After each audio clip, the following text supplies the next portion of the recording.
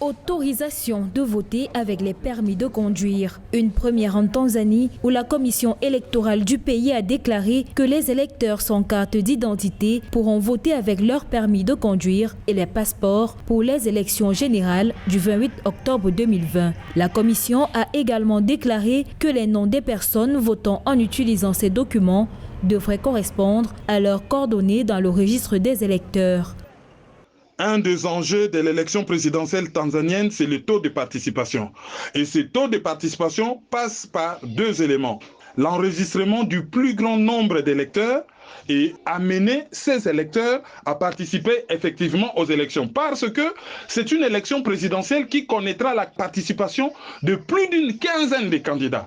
Ce qui aura pour conséquence l'émiettement de vote par rapport à la légitimité du candidat qui sera issu des urnes.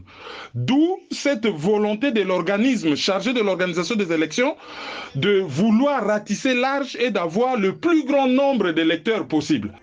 Pour l'heure, le pays vit au rythme de la campagne électorale qui s'achève le 27 octobre 2020 à la veille de l'élection. Ce sont près de 29 millions d'électeurs munis soit de leur carte électorale, soit de leur permis de conduire qui seront appelés à voter en Tanzanie le 28 octobre pour élire le prochain président de la République. La Tanzanie n'est pas un pays africain connu pour des fraudes électorales. Par rapport à l'histoire électorale tanzanienne, par rapport au nombre de candidats, par rapport au nombre des observateurs, par rapport à l'image du pays, il y aura des irrégularités peut-être, mais ça sera des irrégularités à la marge.